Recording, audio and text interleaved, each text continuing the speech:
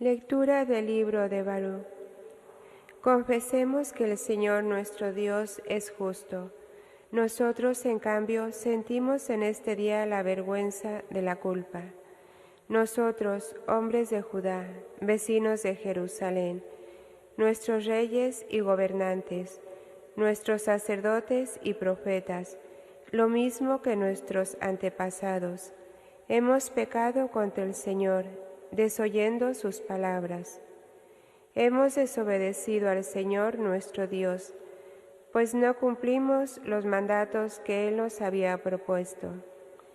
Desde el día en que el Señor sacó a nuestros padres de Egipto hasta hoy, no hemos hecho caso al Señor nuestro Dios y nos hemos negado a obedecerlo. Por eso, nos han sucedido ahora estas desgracias y nos ha alcanzado la maldición con la que el Señor caminó a Moisés, cuando sacó a nuestros padres de Egipto para darnos una tierra que emana leche y miel. No obedecimos al Señor cuando nos hablaba por medio de los enviados, los profetas. Todos seguimos nuestros malos deseos, sirviendo a otros dioses y haciendo lo que reprueba el Señor nuestro Dios. Palabra de Dios. Te alabamos, Señor.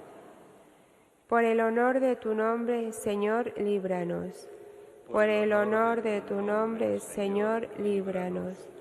Dios mío, los gentiles han entrado en tu heredad, han profanado tu santo templo, han reducido Jerusalén a ruinas, echaron los cadáveres de tus siervos en pasto a las aves del cielo, y la carne de tus fieles a las fieras de la tierra.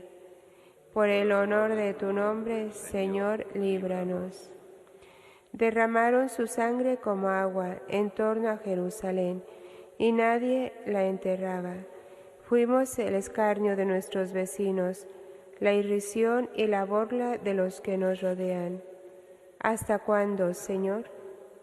¿Vas a estar siempre enojado? ¿Arderá como fuego tu cólera? Por el honor de tu nombre, Señor, líbranos.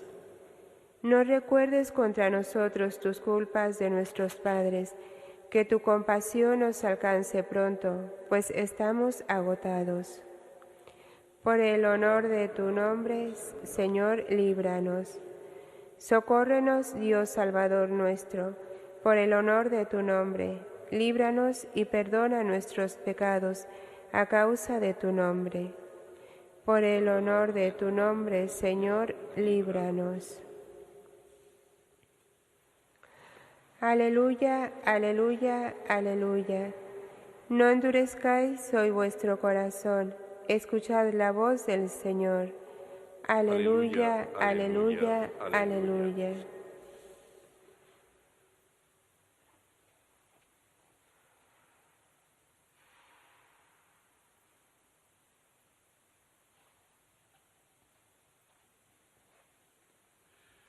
El Señor esté con vosotros.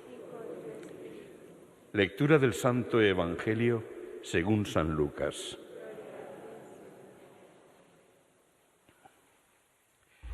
En aquel tiempo dijo Jesús: «Ay de ti, Corozaín, ay de ti, Bethsaida, pues si en Tiro y en Sidón se hubieran hecho los milagros que en vosotras, hace tiempo que se habrían convertido, vestidos de sayal y sentados en la ceniza. Por eso, el juicio le será más llevadero a Tiro y a Sidón que a vosotras. Y tú, Cafarnaún, ¿piensas escalar el cielo? Bajarás al abismo. Quien a vosotros escucha, a mí me escucha. Quien a vosotros rechaza, a mí me rechaza. Y quien me rechaza a mí, rechaza al que me ha enviado». Palabra del Señor.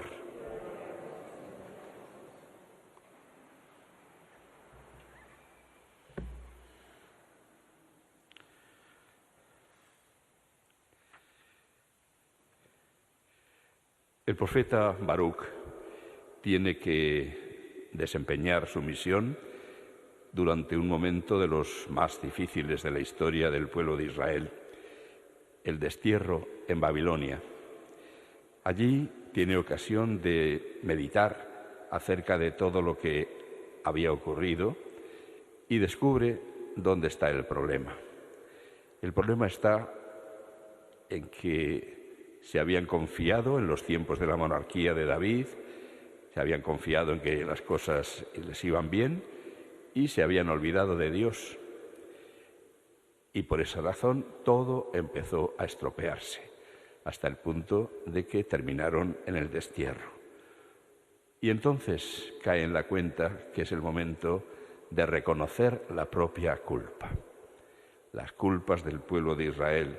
Y no solamente uno, sino que, como decía al principio de este texto, todos, hombres de Judá, vecinos de Jerusalén, los reyes, los gobernantes, nuestros sacerdotes, nuestros profetas, todos hemos pecado, todos hemos hecho mal. He aquí una fórmula de sanación para el individuo y para la sociedad. Una fórmula que desde que a Dios no se le da ninguna importancia y por lo tanto tampoco a sus mandamientos, aquí todo el mundo no es culpable de nada. Aquí todo el mundo juega a señalar las culpas de los demás absolviéndose a sí mismos. Y este es un gran mal y el origen de muchos males. Y por lo tanto, o aprendemos a reconocernos pecadores, culpables, o si no, no tendremos solución. Quizá es que nos agrada mucho escuchar cómo Jesús mismo declara que Él había venido a buscar a los pecadores y que quiere estar cerca de ellos. Y cuando le acusan de juntarse con los pecadores, Él inmediatamente se defiende diciendo: ¿quién necesita del médico? No los sanos, sino los enfermos. Era la razón que daba para acudir y acercarse a los pecadores, a los que hacen el mal. Pero nos olvidamos de que la razón por la que Jesús quiere acercarse a los pecadores no es ni para probar sus pecados, ni mucho menos para alegrarse de que permanezcan en el pecado. Jesús viene a convertir.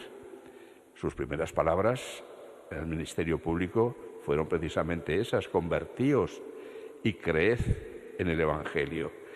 Si se acerca a los pecadores y a quienes cometen pecados, a quienes hacen el mal de todas clases, no es para quedarse o hacerles quedar en esa situación, sino para sacarles de ahí. Y así lo prueban pues todas sus llamadas a la conversión, toda su doctrina acerca de los bienes de la conversión. Recordemos las parábolas de la misericordia de San Lucas: la oveja perdida, la dracma perdida, el hijo pródigo. La alegría del pecador es volver a casa, volver. Pero si permanecen en el mal y en el pecado, no hay solución. Así, pensemos, por ejemplo, qué es lo que ocurre cuando, por ejemplo, en un matrimonio, los diálogos son: tú has hecho mal, tú eres culpable. Y el otro responde: ¿y tú más? Cuando hay este diálogo entre dos personas que conviven, no hay solución a su problema. Es lo mismo que pasa a otros niveles, por ejemplo, en la política. Es lo mismo. Cuando todos echan la culpa de los males a los otros, a los que piensan de otra manera, y los otros responden diciendo también: y vosotros más. Es el espectáculo al que estamos asistiendo ahora mismo, por desgracia. No hay voluntad de buscar realmente juntos la solución, la verdad y el bien. Para que eso sea posible, es condición esencial y fundamental el aprender de Baruch a decir: Señor, hemos hecho mal. Nuestros pecados son causa de todos los males. Es lo mismo que está pidiendo Jesús a esas ciudades que Él visitó en los primeros tiempos de su ministerio: Corzaín, Betsaida, Cafarnaún. Y sin embargo, así como en los primeros momentos de las intervenciones de Jesús se mostraron muy entusiastas y iban detrás de él y se juntaban multitudes, llega un momento en que cuando Jesús empieza a apretar tuercas y a pedir conversión y a pedir aprender a perdonar a los enemigos, etcétera, etcétera, entonces le dan la espalda, se queda solo, y es cuando Jesús pronuncia estas palabras llenas de dolor y de amargura. Ay de ti, Corozaín, ay de ti, Betsaida. Si en Tiro y Sidón, que eran ciudades de los gentiles, de los que no eran judíos, por lo tanto se supone que no eran piadosos, seguidores de Dios, si allí se hubieran hecho los milagros que en vosotras, hace tiempo que se habrían convertido, pero vosotras no lo habéis hecho. Por eso el juicio, el día del juicio, le será más llevadero a Tiro y a Sidón que a vosotras. Humanidad del siglo XXI que ha escuchado durante siglos la predicación de Jesús y por lo tanto han escuchado también los hechos de Jesús, los signos que Jesús ha realizado, que nos hacen presente que realmente quien nos hablaba es el Hijo de Dios. ¿Cómo será el juicio de todas estas generaciones que cada vez más se van apartando más y más de Dios, le dan la espalda, lo tiran a la basura como si fuera un trasto inútil? Y no es que falte la llamada de Jesús, porque para eso ha instituido el colegio de los apóstoles y sus sucesores. De ellos escuchábamos, como nos decía Jesús al final de este pasaje: quien a vosotros escuche, a mí me escucha. Y el que me escucha a mí, escucha al que me ha enviado. Y al revés, el que a vosotros os rechace, a mí me rechaza. Y quien me rechaza a mí, rechaza a Dios, que es el que me ha enviado. Jesús, por lo tanto, claramente instituye ese nuevo sacerdocio del Nuevo Testamento con la misión de hacer presente en medio del mundo su predicación y su palabra. Y por eso es por lo que seguimos necesitados de reunirnos para escuchar la predicación, para escuchar las palabras de Jesús, que llegándonos al corazón nos ayuden a descubrir que hemos de empezar por reconocernos culpables. Hay una parábola en la que claramente nos declara Jesús qué es lo que tenemos que hacer, qué es lo bueno y lo primero y lo más importante. Un fariseo y un publicano que van al templo a orar. El fariseo ora, se dirige a Dios, pero lo hace con un espíritu de soberbia, con un espíritu de orgullo. Te doy gracias, Señor, porque soy maravilloso, no soy como los demás. Y le pasa a Dios, diríamos, la factura por todo lo que hace. Pago los diezmos, cumplo las leyes, etcétera, etcétera. Es decir, le dice a Dios poco más o menos: tienes que estarme agradecido, porque yo soy fenomenal, no como ese publicano que está ahí atrás. El publicano, es decir, el recaudador de impuestos, que como casi todos los de la época sería un poco ladronzuelo o mucho, sin embargo, no se atrevía ni a levantar los ojos, dice Jesús, y tan solo acertaba a decir: ten compasión de mí, Señor, que soy un pecador. No dice Jesús que mintiera el fariseo cuando hablaba de que cumplía las leyes. No, el gran problema era que no reconocía ninguna culpa en él.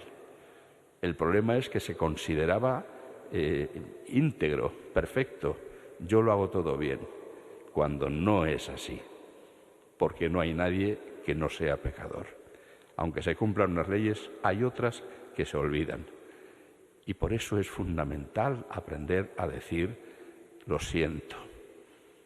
Antes ponía el ejemplo de lo que ocurre, sea en las familias, sea en la sociedad, sea en la política, cuando siempre señala al otro como culpable.